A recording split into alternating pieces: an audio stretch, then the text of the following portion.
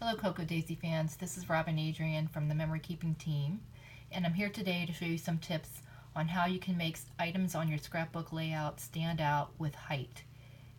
I'm using the Picket Fence kit for today's demonstration, and I'm using some items from the Classified Memory Keeping kit as well. In the Classified Memory Keeping kit, there were some ephemera and stickers, etc. from Everyday Musings by Pinkfreshstudio. And I'm also using paper from the Traveler's Notebook kit and some other things in my layout that you'll see later on when I post it. But today I just wanted to focus on, for the video, this piece where I add height. So for this particular one, I used foam squares. I also used foam dots, and I used the waste from the foam squares and the foam dots to also lift things up as well. I get those types of items from scrapbook.com. They come in specific thicknesses, and so you have to be okay with the thicknesses that they come in for your pages. And so I really wanted to find another way to add height and attention to things without sometimes all that thickness. And what I learned is that you can do this with paper. And I learned it from these two individuals that I'm going to show you here.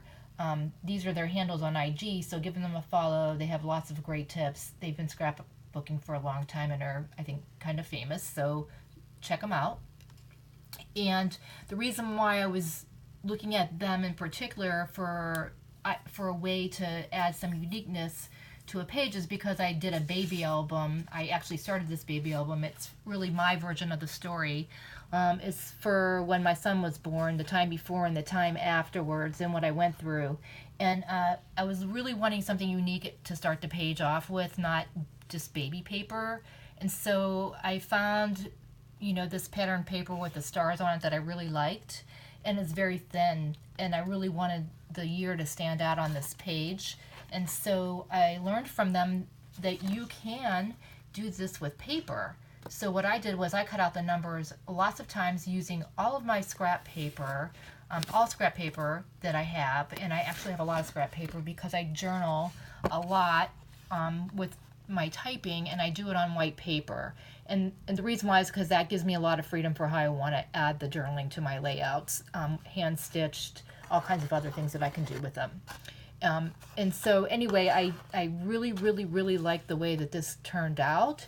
And I just wanted to make sure that you know that when you do this, when you build up with paper and you add stitching like I did here, the stitching itself adds to the height and this is for me because I backstitch. It's just the way I like to hand sew.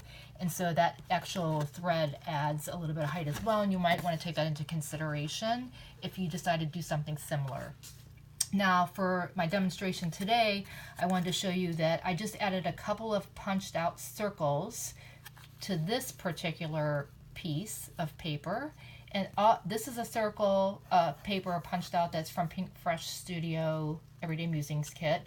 This is a piece of ephemera that came in the Classified Memory Keeping kit, and this is another piece of paper from the paper pad. And then this is the Traveler's Notebook paper that I used.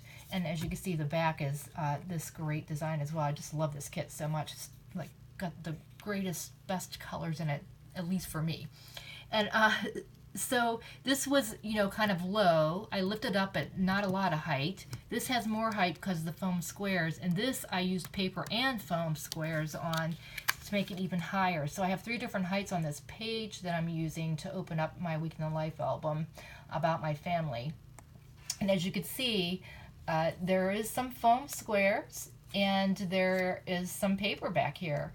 And it didn't take me long to make these because I just used a punch, and the circle punch. And the circle punch is actually, the circles are much smaller than this big circle, but that's okay. It works really quite well. And it didn't take me very long to do this at all. So probably the same amount of time to punch those and glue them on as it was for me to stick the double-sided foam on the back of this and take the paper off and stick it on the paper, honestly. So I really hope that you enjoy this, and I gave you some tips and ideas. And again, this is a great way with paper to add height in your traveler's notebook. Not too much height, so you can really control the thickness of your traveler's notebook, the layouts in it, etc. So thank you and have a great day.